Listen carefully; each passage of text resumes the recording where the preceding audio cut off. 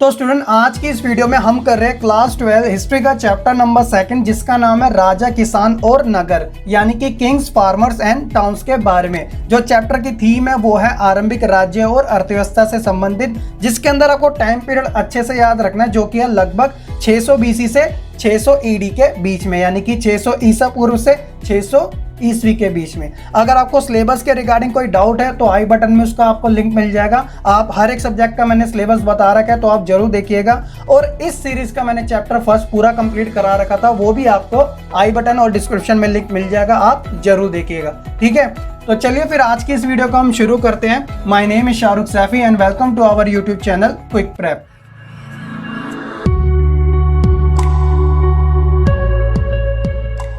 देखिए, आप पढ़ रहे सब्जेक्ट हिस्ट्री के बारे में, तो इस लेसन को शुरू करने से पहले मैं आपको टाइमलाइन के बारे में बता देता हूं ताकि आप इस चैप्टर का कॉन्सेप्ट माइंड में सेट कर सके।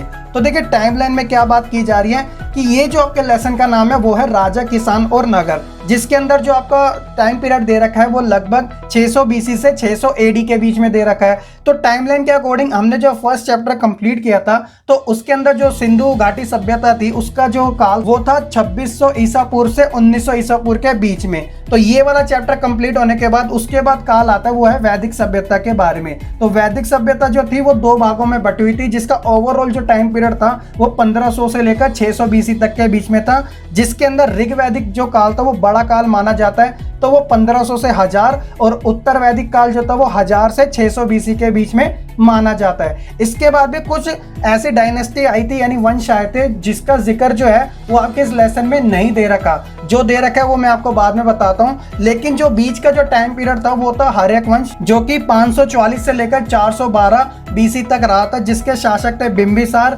और उस वंश का अंतिम जो शासक था उसका नाम था नागदशक। इसके बाद जो था वो था शिशुनाग वंश, तो इसका टाइम पीरियड जो था वो 412 बीसी से लेकर 344 बीसी, और इसके जो संस्थापक थे वो थे शिशुनाग, और अंतिम जो राजा था वो था नंदीवर्धन। और इसके बाद जो आपका जो डायनेस्टी आई थी, वंश आया था, वो था नंद वंश, तो जिसके टाइम पीरियड जो था वो 340 से 321 बीसी के बीच में था, और इसकी जो स्थापना की थी वो महापद्मनंद ने की थी, और अंतिम जो शासक था वो था घनानंद। तो घनानंद को हरा के ही जो मौर्य साम्राज्य था यानी मौर्य वंश था उसकी स्थापना की गई थी। मौर्य वंश का जो काल माना जाता है वो 321 से 185 बीसी के बीच में माना जाता है। तो देखिए, ये आपकी टाइमलाइन है, तो इसके अंदर जो आपको पढ़ना है वो है सबसे मेन है आपका मौर्य वंश। जो ऊपर की चीजें दे रखी है उसके अंदर से आपका एनसीईआरटी में नहीं दे रखा, लेकिन छोटी सी बात दे रखी है वो है वैदिक सभ्यता के बारे में, क्योंकि जो सिंधु घाटी का अंत हुआ था उसके बाद वैदिक सभ्यता ही आई थी। इसी के बारे में हम शुरू करेंगे यहाँ से, और जो हमारा मेन टॉपिक है वो मौर्य से ही रिलेटेड है यानी मौर्य वंश से। तो इसी के बीच में हम ओवरऑल चीजें को जानेंगे। तो आई होप कि आप ये टाइमलाइन के बारे में अच्छे से समझ चुके होंगे और चैप्टर की जो थीम है वो भी आपको अच्छे से समझ आ चुकी होगी। अब हमें स्टेप बाय स्टेप हर एक टॉपिक को फॉलो करना है, तो आपका एक सीक्वेंस तरीके से चैप्टर भी कंप्लीट हो जाएगा। तो चलिए फिर शुरू करते हैं इस लेसन के इंट्रो के साथ। देखिए, चैप्टर के इंट्रो की बात की जाए जो कि राजा किसान और नगर से रिलेटेड है, तो क्या था कि हड़प्पा सभ्यता के 1500 वर्षों के बाद लंबे अंतराल के बाद उपमहाद्वीप के विभिन्न क्षेत्रों में कई प्रकार के विकास देखने को मिले। तो हड़प्पा सभ्यता का जो काल था वो कब से कब तक था? 2600 ईसा पूर्व से लेकर 1900 ईसा पूर्व के बीच में। तो 1500 साल बाद लंबे अंतराल के बाद उपमहाद्वीप के विभिन्न क्षेत्रों में क्या हुए थे? विकास देखने को मिलते। और ये जो काल था वो वही था जब सिंधु नदी और इसकी उपनदियों के किनारे रहने वाले लोगों द्वारा ऋग्वेद का लेखन किया गया। और ऋग्वेद जो था वो किससे जुड़ा है? वैदिक सभ्यता से जुड़ा है। हड़प्पा सभ्यता के पतन के बारे में बताया था, तो उसके अंदर एक कारण ये भी था कि आर्यों के द्वारा आक्रमण। तो देखिए, सिंधु घाटी सभ्यता पर आर्यों द्वारा आक्रमण भी किया गया था। तो आर्य कौन थे? जिन्होंने वैदिक सभ्यता की स्थापना की थी। ठीक है, तो ऋग्वेद जो था वो इन्हीं के काल में मिला, जो सबसे बड़ा काल भी माना जाता है। तो आपको ये सारी चीजें भी धीरे धीरे समझ आती रहेगी एक सीक्वेंस तरीके से।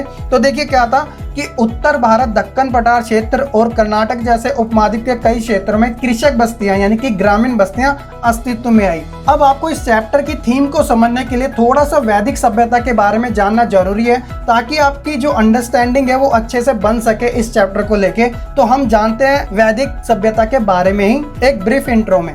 तो ये आप देख सकते हैं वैदिक काल के बारे में संक्षिप्त में। तो क्या था कि सिंधु घाटी सभ्यता के बाद एक नई सभ्यता अस्तित्व में आई थी जो कि पूरी तरह ग्रामीण सभ्यता थी, और जबकि सिंधु घाटी सभ्यता क्या थी, वो एक नगरीय सभ्यता थी। तो वैदिक काल के अंदर जो सभ्यता पनपी थी, उत्पन्न हुई थी, वो एक तरीके से कृषक संबंधित थी, यानी कि ग्रामीण संबंधित थी। तो इस सभ्यता की जानकारी के जो स्रोत है, रिसोर्सेज है, वो इतिहासकारों को कहाँ से मिले, वो वैदिक ग्रंथों से प्राप्त हुए, और इस कारण इस सभ्यता को वैदिक युग कहा गया है। तो आपको आई होप कि ये चीज तो समझ आ चुकी होगी। तो क्या था कि आर्यों के द्वारा स्थापित इस सभ्यता को आर्य सभ्यता के नाम से भी जाना जाता है, जिनकी जो भाषा थी वो कौन सी थी, प्राक् संस्कृत थी। तो प्राक् संस्कृत जो होती थी वो जनमानस में बोली जाती है, ठीक है ना, उस समय के। तो वैदिक जो युग था वो दो भागों में विभाजित था, जैसा कि मैंने आपको स्टार्टिंग में ही बता दिया था। तो पहला जो भाग था वो था ऋग्वैदिक काल। तो ऋग्वैदिक काल 1500 ईसा पूर्व से लेकर 1000 ईसा पूर्व तक था। तो ये सबसे लंबा काल भी माना जाता है। और उसके बाद था वो था उत्तर वैदिक काल। इसका जो टाइम पीरियड था वो था 1000 ईसा पूर्व से लेकर 600 ईसा पूर्व तक। तो आपकी जो बुक में जो टाइम पीरियड दे रखा है वो 600 ईसा पूर्व से लेकर 600 ईस्वी तक दे रखा है। यानी आपको पता ही होगा ईसा पूर्व जो वो घटते क्रम में चलता है। अगर तिथियों से रिलेटेड ईसा पूर्व के बारे में, ईस्वी के बारे में, यानी AD BC के बारे में कोई प्रॉब्लम है तो मैंने चैप्टर फर्स्ट के फर्स्ट पार्ट में ही तिथियों के बारे में अलग से 8 से 9 मिनट तक का समझाया था आपको, इसी चक्कर में, ताकि आप कंफ्यूज ना हो। तो आप वो वाली वीडियो जरूर देखिएगा ताकि आपको तिथियों के बारे में अच्छी समझ हो सके, ठीक है। अगर पता है तो बहुत अच्छी बात है। तो उत्तर वैदिक काल का जो पीरियड था तो वो ये था। तो इस काल के अंदर सामवेद, यजुर्वेद, अथर्ववेद, ब्राह्मण ग्रंथों, आर्णयकों, उपनिषदों की रचना मिलती है, जो कि एक अपने आप में एक सेपरेट टॉपिक है, यानी कि एक बहुत बड़ा अलग से टॉपिक है। अगर इस काल की बात की जाए तो इस काल में आर्थिक व्यवस्था, सामाजिक, राजनीतिक, धार्मिक सभी व्यवस्थाएं जुड़ी है, जो कि एक बहुत बड़ा टॉपिक हो जाता है। लेकिन आपकी NCERT बुक में इस टॉपिक का जिक्र नहीं कर रखा तो हम नहीं पढ़ेंगे, ठीक है। जो चीजें दे रखी है हम उसी के अकॉर्डिंग पढ़ेंगे, लेकिन आपको कॉन्सेप्ट समझाने के लिए इसके बारे में इंट्रोडक्शन देना जरूरी था। तो आई होप कि आप इस वैदिक काल के बारे में अच्छे से समझ चुके होंगे। अब यहाँ से जो हमारा टॉपिक शुरू हो रहा है वो हमारा NCERT के थ्रू शुरू हो रहा है। जो इससे पहले मैंने आपको बताया था वो आपको इस चैप्टर के बारे में थोड़ा सा इंट्रोडक्शन था कि आपको इस लेसन को शुरू कैसे करना है। NCERT में आपको ये सारी चीजें नहीं मिलेगी, तो बैकग्राउंड के बारे में अगर पता होगा तभी आप मेन थीम को समझ सकेंगे, ठीक है। तो चलिए फिर शुरू करते हैं इसी पार्ट को, जिसका नाम है प्रिंसेप और पियदस्सी के बारे में। तो आइए जानते हैं इसी के बारे में कि क्या बात की जा रही है। तो देखिए, ईस्ट इंडिया कंपनी, तो ईस्ट इंडिया कंपनी के जो अधिकारी, ईस्ट इंडिया कंपनी आप जानते हैं कि 1600 में भारत में आई थी और औपनिवेशिक काल इन्होंने यहाँ पे जमाया था। तो ईस्ट इंडिया कंपनी के एक अधिकारी है जिनका नाम है जेम्स प्रिंसेप। तो इनके द्वारा 1830 के दशक में, दशक होता है आपका डिकेड यानी 10 साल वाला, तो 1830 से 40 तक की बात की जा रही है। तो 1830 के दशक में ब्राह्मी और खरोष्टी लिपि का अर्थ निकाल लिया गया था। तो एक तरीके से इन्होंने एक अचीवमेंट प्राप्त करी थी जिसके अंदर इन्होंने ब्राह्मी और खरोष्टी लिपि के बारे में जानकारी निकाल ली थी, और इसके अंदर राजा अशोक के अभिलेख और उनके सिक्कों के बारे में भी जानकारी पता चली थी। देखिए क्या होता है कि जब किसी लिपि के बारे में कोई पुरातात्विक खोज कर लेता है तो उस लिपि से संबंधित बहुत सारी जानकारी उस काल की हमें प्राप्त हो जाती है। लेकिन जब हम बात करते हैं सिंधु घाटी यानी हड़प्पा सभ्यता के बारे में, तो उसकी जो लिपि थी वो काफी रहस्यमय थी, जिसे अच्छे तरीके से पढ़ा नहीं जा सका, जिस कारण वो एक अपने आप में ही रहस्य में बन के रहेगी। लेकिन जब बात ब्राह्मी और खरोष्टी लिपि की आती है तो इसके बारे में अच्छे से जानकारी प्राप्त होगी। तो अच्छी जानकारी प्राप्त होने के कारण ही इसके बारे में बहुत सारी जो नॉलेज थी वह बुकों में छप जाती है, अलग अलग टाइप की, ठीक है। तो इसीलिए क्या था, जेम्स प्रिंसेप का नाम काफी ज्यादा फेमस है, आपको याद रखना है, 1 नंबर में भी आपसे पूछ लिया जाएगा, ठीक है ना। तो जेम्स प्रिंसेप द्वारा यह जानकारी प्राप्त हुई कि अधिकतर जो अभिलेख थे, अभिलेख यानी इंस्क्रिप्शन जो थे और जो सिक्के थे वह क्या थे, पियदस्सी में उत्कीर्ण थे। तो उत्कीर्ण यानी कि खुदरे हुए थे, छपे हुए थे। तो अब आपके माइंड में आएगा कि ये पियदस्सी क्या होता है। तो देखिए, पियदस्सी का जो अर्थ है वो है मनोहर मुखाकृति, यानी कि मुखाकृति वो काफी ज्यादा अट्रैक्टिव। जैसे हम किसी डायमंड को देखते हैं तो अट्रैक्ट हो जाते हैं, किसी गोल्ड को देखते हैं तो अट्रैक्ट हो जाते हैं। तो पियदस्सी का अर्थ ये था कि एक मनोहर मुखाकृति थी जो कि काफी ज्यादा अट्रैक्टिव थी। वो किसकी थी, राजा की थी, ठीक है ना। तो कुछ अभिलेखों पर अशोक के भी नाम मिले और बौद्ध ग्रंथों के अनुसार अशोक जो थे वह सर्वाधिक प्रसिद्ध शासकों में से एक थे। तो जो बौद्ध धर्म है और जैन धर्म है वो आपको इस चैप्टर के बाद जो चैप्टर नंबर 4 है उसके बारे में अच्छे तरीके से जानने को मिलेगा। ठीक है, तो ये चीज़ें आपको अच्छे से समझ आ चुकी होगी। अब इसके अंदर एक चीज़ है थी, वो थी सबसे मेन अभिलेख यानी कि इंस्क्रिप्शन। तो बहुत सारे बच्चों को पता भी होगा कि ये क्या होते हैं, लेकिन जिनको नहीं पता मैं आपको बता देता हूँ, क्योंकि कॉन्सेप्ट को समझना हर एक बच्चे के लिए ज़रूरी है। जिन्हें पता है उन्हें और अच्छे से पता चल जाएगा, क्योंकि इसके अंदर जिस चीज़ की बात की जा रही है वो आपको जानना काफ़ी ज़्यादा ज़रूरी है। आप देख सकते हैं अभिलेख यानी इंस्क्रिप्शन क्या होते हैं, तो इसे हम रिकॉर्ड्स भी कहते हैं। तो देखिए अभिलेख जो कि पत्थर, धातु या फिर मिट्टी के बर्तन जैसे कठोर सतह पर यानी हार्ड लैंड पर खुदे होते हैं। प्राचीन काल से ही इसका उपयोग होता रहा है। शासक क्या करते थे, इसके द्वारा अपने आदेशों को एक तरीके से उत्कीर्ण करवाते थे इसके ऊपर, ताकि लोग उन्हें देख सके, पढ़ सके और उनका पालन कर सकें। आधुनिक युग में भी यह प्रथा चलती आई है। अभी भी हम जो इंस्क्रिप्शन है वो अलग अलग तरीके से क्या करते हैं, उत्कीर्ण करवाते हैं, ताकि लंबे समय तक वो बने रहे। क्योंकि इसकी एक अच्छी बात होती है कि ये क्या होते हैं, मिटते नहीं है, क्योंकि ये खुदरे हुए होते हैं। ये आप अपनी स्क्रीन पर भी देख सकते हैं, कुछ इस प्रकार के होते हैं। तो देखिए इसमें क्या होता था कि इन अभिलेखों में राजा के क्रियाकलाप जो वह काम करते थे, और महिला और पुरुषों के द्वारा धार्मिक संस्थाओं को दिए गए जो दान होते थे यानी जो डोनेशन होता था, उसका ब्यौरा मिलता था। कि लोग जब दान देते थे तो अभिलेखों में छपाते थे कि इस वाले राजा ने इतना दान किया, ये चीजें उनने दी। तो वो चीजें क्या मिली, इतिहासकारों को मिली, जिसके द्वारा हम ये चीजें जान पा रहे हैं। ठीक है, और कई अभिलेखों पर तो तिथियां भी मिलती थी खुदी हुई, क्योंकि तिथियां कभी मिटती नहीं है, इस कारण हमें जानकारी होती है कि वह कौन से टाइम पीरियड की बात चल रही है। ठीक है, अभिलेख जो थे वह प्राकृतिक भाषाओं में लिखे होते थे। तो प्राकृतिक भाषा मैंने आपको बताई थी, जो कि आम जनमानस में बोली जाती है। ठीक है, तो साथ ही इसके अंदर जो भाषा थी वो तमिल, पाली और संस्कृत जैसी भाषाओं के भी शब्द मिले हैं। तो इससे हमें क्या प्रतीत होता है कि इन भाषाओं को भी लोग उस समय बोला करते थे। ठीक है, तो ये था अभिलेखों के बारे में। तो आई होप कि आप अच्छे से समझ चुके होंगे। इसके बाद जो हम टॉपिक पढ़ते हैं वो आपका एग्जाम टाइप भी है, और इस लेसन का सबसे ज़्यादा इंपॉर्टेंट टॉपिक भी कहा जा सकता है, जिसका नाम है प्रारंभिक राज्य यानी कि अर्लियर स्टेट के बारे में। तो देखिए क्या है कि 6ठी शताब्दी ईसा पूर्व को एक परिवर्तन यानी बदलाव का काल माना जाता है। इसके क्या कारण थे, तो इसके कारण ये थे कि प्रारंभिक राज्यों की उत्पत्ति होने लगी थी। अभी आपको पता चलेगा कि वो राज्य कौन कौन से थे। नगरों की उत्पत्ति हुई थी, लोहे के बढ़ते उपयोग तेजी से बढ़ने लगे थे, सिक्कों का विकास होने लगा था, और साथ ही दार्शनिक विचारधाराएं जिसे हम फिलोसफी कहते हैं, तो उनका भी विकास तेजी से होने लगा था। जैसे उदाहरण के तौर पे जैन धर्म और बौद्ध धर्म के बारे में, जो कि आपको चैप्टर नंबर 4 में पढ़ने को भी मिलेगा। ठीक है, इसके बाद जो हम बात करते हैं वो है जनपद और महाजनपद के बारे में। आप बहुत सारे बच्चों ने जनपद और महाजनपद के बारे में सुना भी होगा, और बहुत बच्चों को पता भी होगा।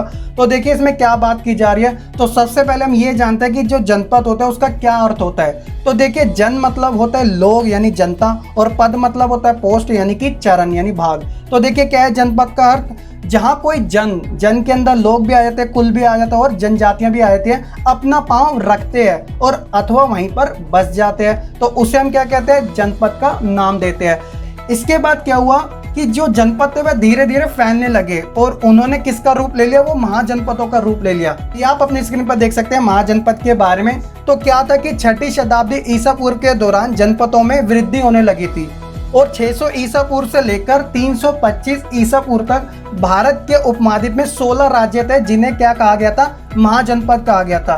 क्योंकि ये जो जनपद थे वे धीरे धीरे एग्जिस्ट होते गए, मौजूद होते गए, और अपनी साख को बड़ा करते रहे, जिस कारण ये महाजनपद कहलाए जाने लगे। अब ये 16 जो महाजनपद थे उनके कुछ नाम इस प्रकार हैं, वो आप अपनी स्क्रीन पर इमेज भी देख सकते हैं। ये इमेज आपकी एनसीईआरटी बुक के अकॉर्डिंग ही ली गई है, सोर्स भी दे रखा है। तो ये आप देख सकते हैं बहुत सारे राज्य हैं। मैं आपको एक अलग तरीके से भी दिखा देता हूं, अगर आपको बुक के अंदर देखना है तो आपको बुक में भी ये मिल जाएगा। तो ये आप अपनी स्क्रीन पर देख सकते हैं एक नज़र में 16 महाजनपदों की सूची के बारे में। तो ये पहली जो लिस्ट है वो महाजनपद से रिलेटेड है, जैसे कि अंग हो गया, मगध हो गया, काशी, कौशल, वज्जी, मल, चेदी, वत्स, कुरु, पंचाल, मत्स्य, शुरुसेन, अश्मा, कवंती, गंधार और कंबोज के बारे में। और साइड में इनकी राजधानियां लिखी हुई है। और सबसे मेन बात, आज के समय में यानी कि प्रेजेंट टाइम में ये कहाँ पर है, जैसे कि आप अपनी स्क्रीन पर देख सकते हैं, ज़्यादातर जो आपको मिलेंगे वो कहाँ पे मिलेंगे, हिंदी लैंड में। हिंदी लैंड जैसे कि बिहार, उत्तर प्रदेश और राजस्थान में, ये सारे के सारे आपको महाजनपद देखने को मिलेंगे। चाहो तो आप इन जनपदों का स्क्रीनशॉट भी ले सकते हो और वैसे भी आपको नोट्स में प्रोवाइड करा दिए जाएंगे, ठीक है ना। तो ये थे महाजनपद, 16 महाजनपद। इसके अंदर कुछ ऐसे थे जो काफी ज्यादा क्या हुए थे, फेमस हुए थे, ठीक है। और इन्हीं में से एक महाजनपद था, उसका नाम था मगध, जो कि एक शक्तिशाली रूप में काफी ज्यादा आगे बढ़ा। और इससे रिलेटेड आपके एग्जाम में भी क्वेश्चन पूछा गया है प्रीवियस ईयरों में, ठीक है। तो उसके बारे में हम जानेंगे, लेकिन अभी थोड़ा और महाजनपद के बारे में जानते हैं। तो क्या था कि जो महाजनपद थे वो दो प्रकार के थे, यानी उनकी जो टाइप्स थी वो 2 टाइप्स की थी। वो कौन कौन सी थी? पहला था राजतंत्रात्मक और दूसरा था गणतंत्रात्मक। तो गणतंत्रात्मक में क्या था? वज्जी और मल, जिनकी राजधानी कौन कौन सी थी? मिथिला और कुशावती, जो आज के समय देवरिया यानी उत्तर प्रदेश और बुंदेलखंड में क्या है, एग्जिस्ट करते हैं, मौजूद है। तो देखिए राजतंत्रात्मक में क्या था, जितने जो बचे हुए 14 थे वो सारे इंक्लूडेड थे, लेकिन गणतंत्रात्मक में सिर्फ 2 ही महाजनपद थे। तो गणतंत्रात्मक राज्यों का जो शासन जो था वह राजा का ना होकर गण और संघ का होता था। अब आपके माइंड में आएगा कि ये गण और संघ क्या होते हैं। तो देखिए गण मतलब होता है कई सदस्यों वाला समूह, और जबकि संघ ये तो आप पहले से ही पता होगा, संगठन यानी सभा के बारे में। अगर मैं आज के समय में इनके बारे में बात करूं तो आधुनिक समय में जो कि पहले गणतंत्रात्मक थे राज्य, उन्हें निरंकुश माना जा सकता है आज के समय में। अब इसका रीजन क्या है? क्योंकि क्या था कि इसमें जो शक्ति यानी जो अधिकार था वो जनता के पास ना होकर विशेष व्यक्तियों के पास होता था। और आज के समय गणतंत्र की जो परिभाषा दी जाती है उसमें जो सारी शक्ति होती है वह जनता के पास होती है, और जनता ही प्रतिनिधित्व को चुन के संसद या फिर विधानसभा में भेजता है। तो इस कारण आज के परिप्रेक्ष्य में गणतंत्रात्मक वो वाला राज्य प्राचीन समय का एक निरंकुश यानी तानाशाह वाला कहलाया जा सकता है। तो ये थे महाजनपदों के बारे में सारी इंफॉर्मेशन जो आपकी अंडरस्टैंडिंग के लिए बिल्कुल फिट बैठती है। अब इसी से रिलेटेड हम बात करेंगे उस टॉपिक के बारे में जो कि काफी ज्यादा फेमस भी है और काफी हॉट टॉपिक भी माने जाता है। आइए जानते हैं उसी के बारे में। तो इस टॉपिक का नाम है मगध किस प्रकार एक शक्तिशाली महाजनपद बन गया। तो मगध वही जो कि 16 जनपदों में से था, और इसकी राजधानी कौन कौन सी थी? तो इसकी 2 राजधानी थी, एक पाटलिपुत्र और दूसरी राजगीर है। तो आपको याद रखना है अच्छे तरीके से।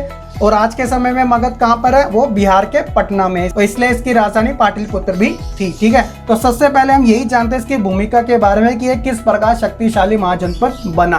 तो देखिए क्या था कि 6ठी शताब्दी ईसा पूर्व में मगध जो था वो एक छोटा सा राज्य था, लेकिन यहाँ की प्राकृतिक दशा, भौगोलिक कारण और यहाँ के योग्य यानी कैपेबल जो राजा थे, उन्होंने मगध को एक साम्राज्य के उत्थान में अनेक वंश के राजाओं ने इसका योगदान दिया। क्योंकि राजा के बाद राजा आए, दूसरे वंश बाय वंश चलता रहा, तो धीरे धीरे सभी ने अपना योगदान दिया और धीरे धीरे जो मगध था वह एक छोटे से राज्य से एक विशाल साम्राज्य बन गया। और इसके बहुत सारे कारण थे, आइए जानते हैं उसी के बारे में कि मगध के शक्तिशाली बनने के मुख्य कारण कौन कौन से थे।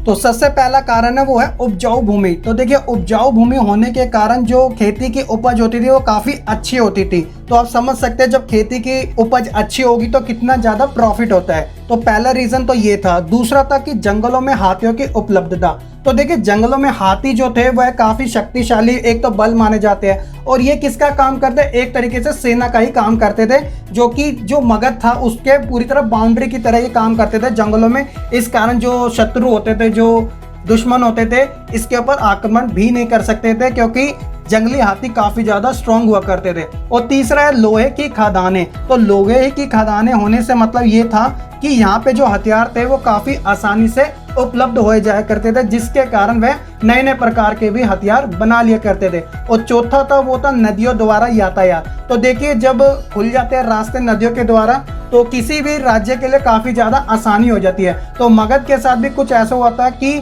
मगध के जो नदियां थी उसके द्वारा यातायात काफी आसान हो गया था, जैसे कि गंगा और उसकी सहायक नदियों के द्वारा। और पांचवा है योग्य तथा महत्वाकांक्षी शासक। तो जैसा हमने भूमिका के बारे में पढ़ा था कि मगध को जो शक्तिशाली बनाया था उसमें एक कारण ये भी था कि वहाँ के योग्य राजाओं द्वारा उनकी दूरदर्शी सोच ने इस छोटे से राज्य को एक साम्राज्य में तब्दील किया, और इसका जो विस्तार था काफी दूर दूर तक फैलाया, जिस कारण ये एक शक्तिशाली महाजनपद के रूप में उभर कर आया। और लास्ट था इसकी सुरक्षित राजधानियां। तो किसी भी राज्य के लिए उसकी राजधानी उसकी साख होती है। यदि राजधानी के ऊपर ही चोट लगेगी तो पूरा का पूरा साम्राज्य बिखर जाएगा। तो इस कारण जो मगध की राजधानियां थी जैसे राजगीर है और पाटलिपुत्र, तो इसे भी पूरी तरीके से सेफ रखा जाता था ताकि कोई इसके ऊपर आक्रमण ना कर दे। तो ये थे मगध को एक शक्तिशाली महाजनपद बनाने के कुछ कारण। तो आई होप कि आपको इनके बारे में अच्छे से पता चल चुका होगा। और ये वाला जो टॉपिक है वो आपको डायरेक्टली एग्जाम टाइप क्वेश्चन है, वो आपका इस साल भी आ सकता है, पूरा 90% से ज़्यादा चांस है।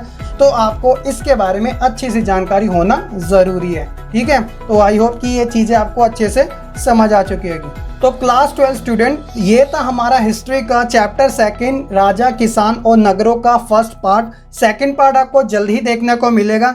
आइए एक बार क्विक प्रेप का स्पेशल रिमाइंडर के बारे में जान लेते हैं कि हमने इस पार्ट में किस किस चीज़ों के बारे में डिस्कस किया ताकि आपको अच्छे से याद हो जाए। तो सबसे पहले मैंने आपको वैदिक सभ्यता के बारे में बताया था, जिसके अंदर 2 भागों में बटी थी, एक ऋग्वैदिक काल के बारे में, दूसरा उत्तर वैदिक। ऋग्वैदिक का जो टाइम पीरियड था वो 1500 से 1000 BC और उत्तर वैदिक का जो था वो था किससे 1000 से 600 BC, जिसके अंदर सामवेद, यजुर्वेद, अथर्ववेद ये सारी चीजें आई थी, ठीक है। इसके बाद हमने ब्राह्मी क्रॉस्टी लिपि के बारे में जाना था, जिसकी खोज किसने करी थी, जेम्स प्रिंसेप ने। तो इन्होंने इसके बारे में अच्छे तरीके से समझ लिया था, जिसके कारण काफी ज्यादा आसानी हो गई थी। और उसके बाद हमने इंस्क्रिप्शन यानी अभिलेखों के बारे में जाना था। और जो मेन टॉपिक था वो था 6ठी ईसा पूर्व शताब्दी में हुए कुछ परिवर्तनों के बारे में, जैसे कि नए नए राज्यों का उदय होना, लोहे की खदानें, बढ़ते नगरों के बारे में। और इसके बाद हमने जनपद और महाजनपद के बारे में जाना, जिसमें हमने जनपद का अर्थ जाना और किस प्रकार जनपद महाजनपद में तब्दील हुए।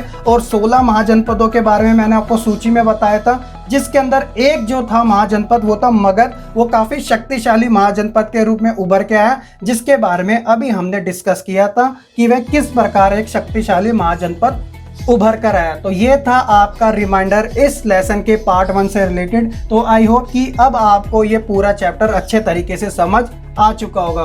तो आई होप कि आपको ये सारी चीज़ें काफ़ी पसंद आई होगी। तो वीडियो बनाने में थोड़ा टाइम लग गया, उसके लिए सॉरी, लेकिन कंटेंट आपके लिए अच्छा प्रोवाइड कराना तो इसलिए टाइम लग जाता है। तो आज सबसे यही मैं उम्मीद रखता हूँ कि आपको ये सारी चीज़ें काफ़ी पसंद आई होगी। आप वीडियो को लाइक करना और कमेंट करके अपना फीडबैक देना ना भूलेगा। और साथ ही अपने फ्रेंड्स के साथ इस वीडियो को जरूर शेयर कीजिएगा ताकि उनको भी हेल्प मिल सके। और आपके लाइक कमेंट शेयर से एक मोटिवेशन मिलता है हम जैसे क्रिएटर्स को, ताकि आपके लिए हम ऐसी वीडियो बनाते रहे। और साथ ही अगर आप इस चैनल पे नए हैं, पहली बार आए हैं, तो आप हमारे चैनल को सब्सक्राइब करके बेल आइकन जरूर दबा लीजिएगा ताकि आपको आने वाले समय में भी लेटेस्ट वीडियो की अपडेट मिलते रहे, ठीक है। तो चलिए फिर आज की इस वीडियो में इतना ही। मैं जल्द ही मिलूंगा इस लेसन के 2nd पार्ट के साथ। तब तक के लिए आप खुश रहे, पढ़ते रहे और आगे बढ़ते रहे।